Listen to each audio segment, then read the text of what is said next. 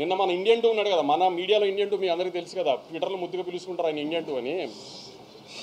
ఆయన 2 సినిమాలు రిలీజ్ అయినప్పుడు ఒక సినిమా బాగోపోతే ఇంకో సినిమాకు ఆటోమేటిక్ అడ్వాంటేజ్ వస్తుంది, అలానే మన కోర్టుకు వచ్చింది అన్నారు.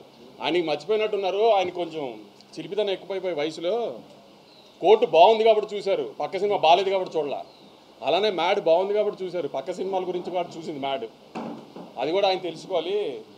ఆ రివ్యూ చెబుతూ స్వాతిరెడ్డి పాట బాగుంది, కోరియోగ్రఫీ బాగానే ఉంది కానీ ఇంకా బాగుండా అన్నారు. ఆయన ఈ వయసులో కూడా చిలిపితనం ఎక్కువ కదా ఆయనకి. ఆ దబిడి అదిదా సార్లా ఉంటే ఆయన హ్యాపీ ఫీల్ అవ్వడేమో, అలా లేదు కాబట్టి ఆయన హ్యాపీ ఫీల్ అవ్వలేదు.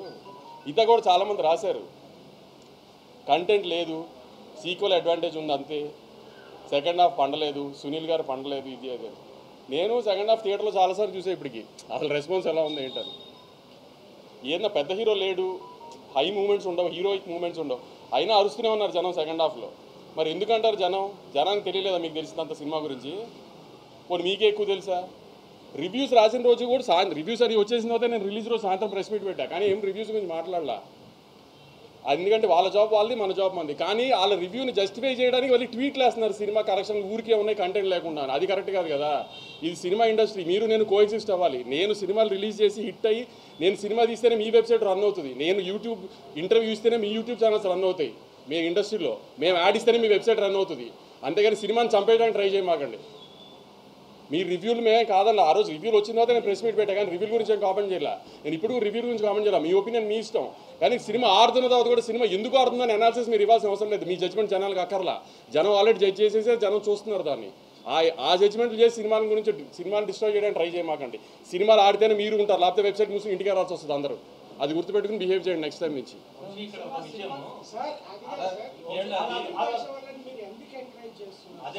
అదే మా తప్పు చెప్తున్నాం కదా, అదే మేము చేస్తున్న తప్పు అదే ఇప్పుడు దాకా.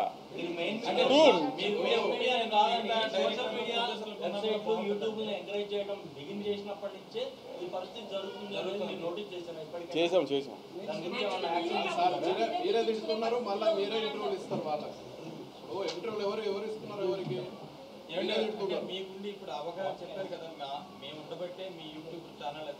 అవును, ఇప్పుడు ఇప్పుడు ఒక హీరో, ఒక డైరెక్టర్, ఒక హీరోయిన్, ఒక ప్రొడ్యూసర్ ఇంటర్వ్యూ ఇవ్వకుండా ఛానల్స్ రన్ చేయండి. కరెక్టేనండి మీరు చెప్పింది. మిగతా ప్రొడ్యూసర్లు డైరెక్టర్లు ఎందుకు అంత అవగాహన మీలాగా అవగాహన లేదు అని అంటున్నాను. తప్పక పిఆర్ఓల ప్రెషర్లో ఉండి, లేకపోతే ఆర్టిస్టుల ప్రెషర్లో ఉండి, లేకపోతే డైరెక్టర్ల ప్రెషర్లో ఉండి తప్పక చేస్తారు ప్రొడ్యూసర్లు ఇవన్నీ. లేకపోతే ప్రొడ్యూసర్లు ఎవరి దగ్గర చేయి చాపాలని అవసరం ఎవరికి లేదు కదా. డబ్బులు పెట్టి సినిమా తీసేది ప్రొడ్యూసర్ ఎవరి దగ్గర చేయి చాపాల్సిన పని లేదు కదా. తప్పక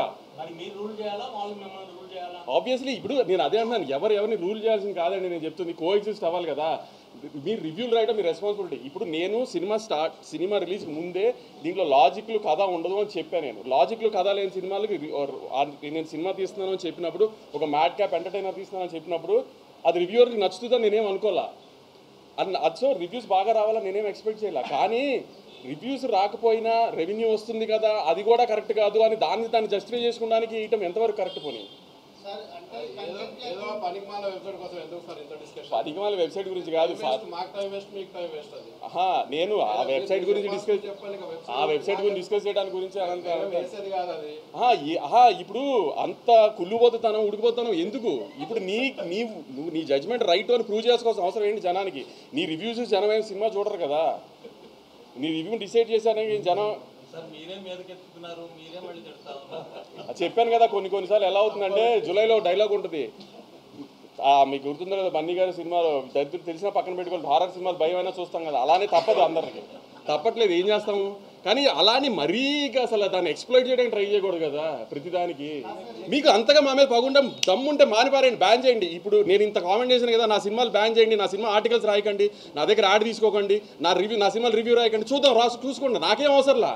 మీరు మానేయండి, మమ్మల్ని బ్యాన్ చేయండి, చూస్తా నేను. నా సినిమా నేను ఓపెన్గా చెప్తున్నా, నా సినిమా బ్యాన్ చేయండి, నా ఆర్టికల్స్ రాయకండి, నా సినిమా ఆర్టికల్స్, నా సినిమా రివ్యూ రాయకండి. నేను ఎలా ప్రమోట్ చేసుకోవాలి, సినిమా నేను ప్రమోట్ చేసుకుంటా. మీరు వెబ్సైట్లు ప్రమోట్ చేస్తేనే సినిమాలు ఆడట్లేదు కదా.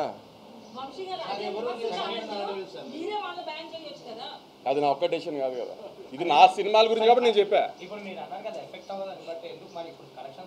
నాకు మన మీద బతుకుతూ మనల్ని ఎందుకు చంపాలనుకుంటున్నారని అడుగుతున్నా అంతే. మన మీద బతుకుతున్నారా? మనల్ని చంపాలని ఎందుకు అనుకుంటున్నారు? ఏంటి ఆ సాడిజము? సార్ కొందరు చేసిన దానికి అందరినీ బ్యాన్ చేయడం కరెక్ట్ కాదు సార్. ఇప్పుడు కొంతమంది పేర్లు చెప్తే అవసరంగా పెద్దవాళ్ళు చేసినట్టు అవుతుంది. అది కూడా నాకు ఇష్టం లేదు, అందుకని చెప్పట్లేదు. సార్ మీరు ప్రెస్ మీట్ పెడుతున్నప్పుడు ఆయన ముందే చెప్పారు, ఆయన గురించి చెప్పా